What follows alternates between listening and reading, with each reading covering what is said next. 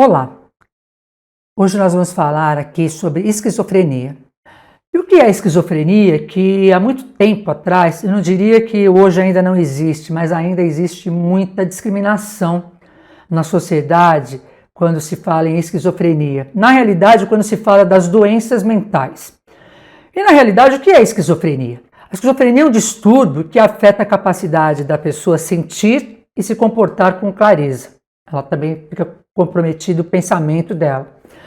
E como é que é isso, né? Não se sabe bem exatamente qual é a causa da esquizofrenia, mas ela é uma combinação de fatores, bem como as outras doenças que já falamos aqui no canal.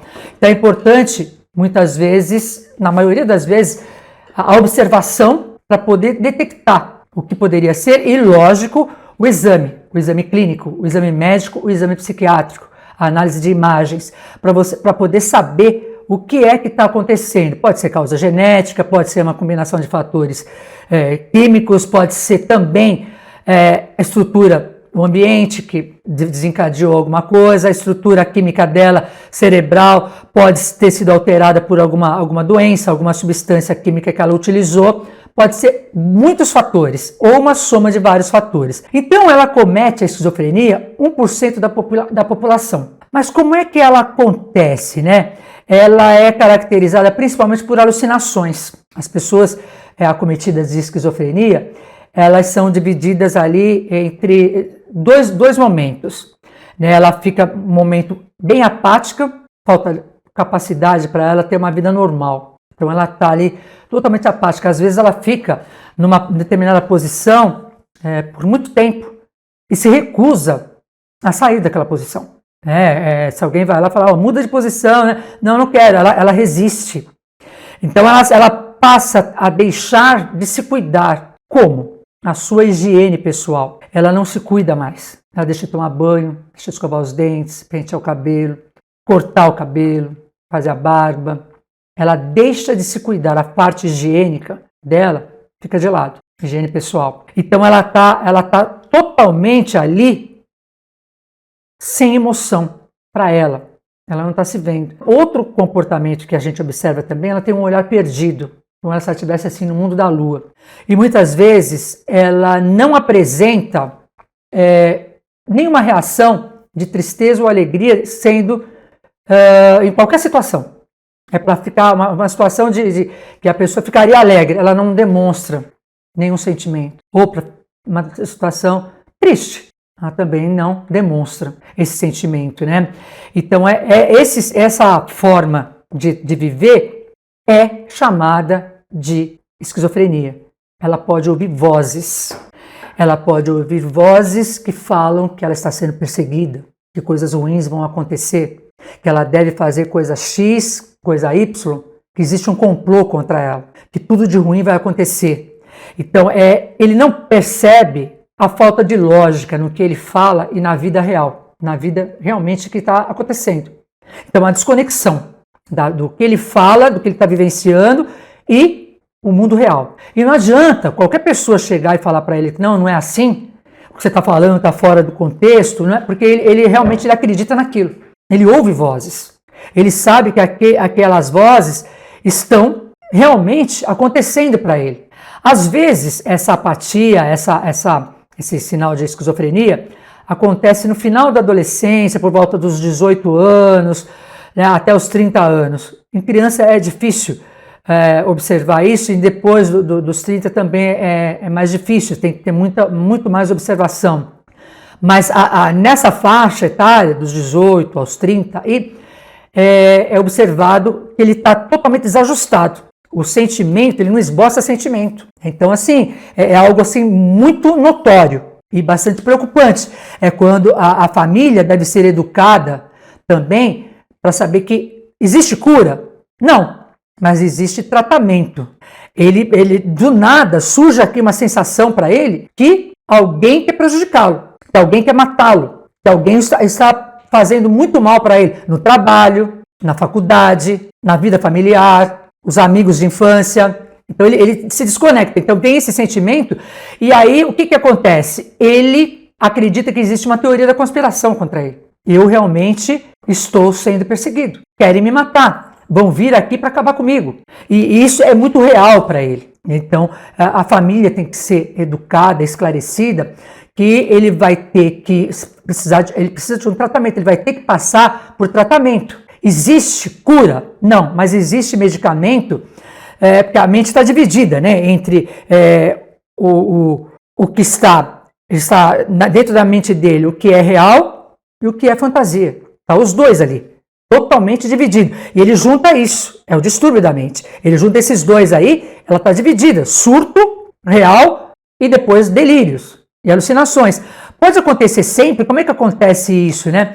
Pode. Ele tem, às vezes, quando é descoberto quando criança, mas na fase, eu falei lá na fase de adolescente, mas às vezes a gente observa crianças com muita dificuldade de aprendizagem desde a infância e que ele ouve vozes também. É mais difícil observar em criança, mas existe. Apatia, totalmente apático. Na adolescência, já na fase adulta, ele não tem vontade de trabalhar, não tem vontade de estudar, não quer interagir com outras pessoas, e essas situações de felicidade ou de tristeza também ele não demonstra nenhum tipo de sentimento.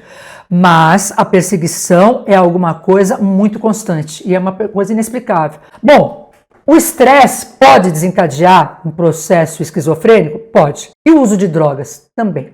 Por quê?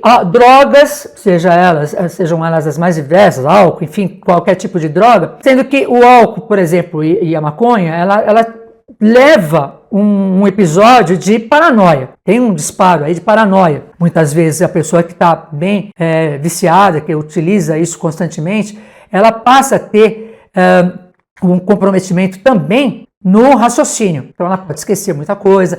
E daí, para ela apresentar perda de memória e baixa concentração, ela vai ter dificuldade para realizar tarefa na escola, no trabalho, na faculdade, então, porque ela tem um histórico. Daí pode ser desenvolvido o processo de esquizofrenia? Pode ser desenvolvido. Como é que existe isso, né? Como é que a sociedade pode estar trabalhando com isso? Imagine que pode acontecer esse processo quando a pessoa está entrando no mercado de trabalho. E aí, vamos discriminá-la? Não. Existe aí várias causas, como eu falei. Ela pode ter tido, a mãe dela pode ter tido complicação aí na gravidez, ela pode ter sofrido doença autoimune, a idade avançada do pai dela, uso de drogas, né, durante a juventude, depois ela deixou, mas ela foi acometida disso. E aí como é que acontece, né? Como é que vai acontecer esses tipos de esquizofrenia? Ela pode apresentar variação.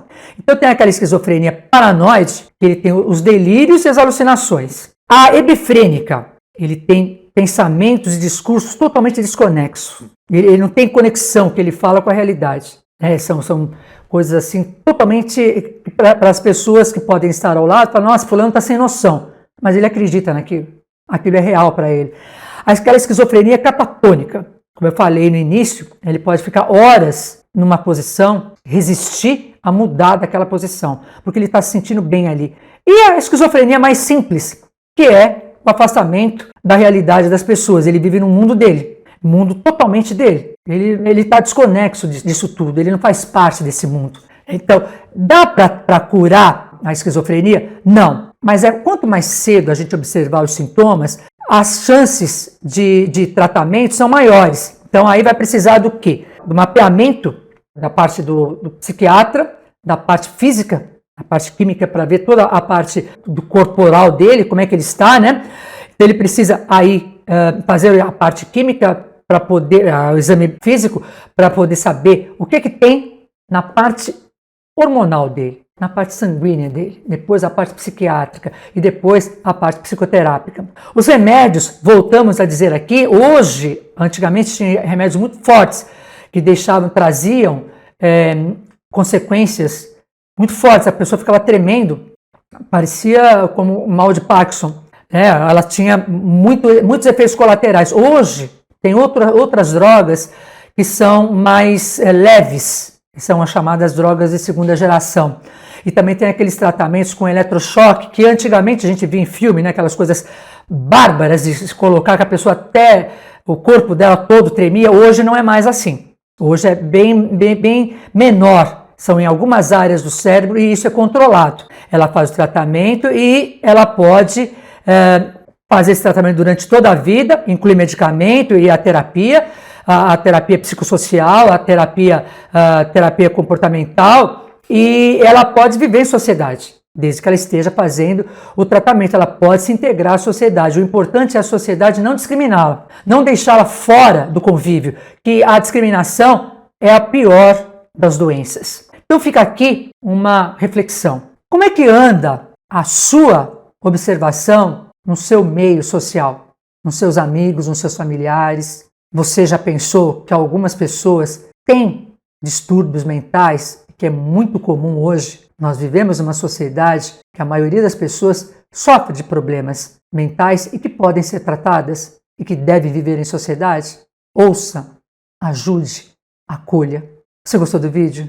Fez sentido para você? Então curte, compartilhe e se inscreve no canal.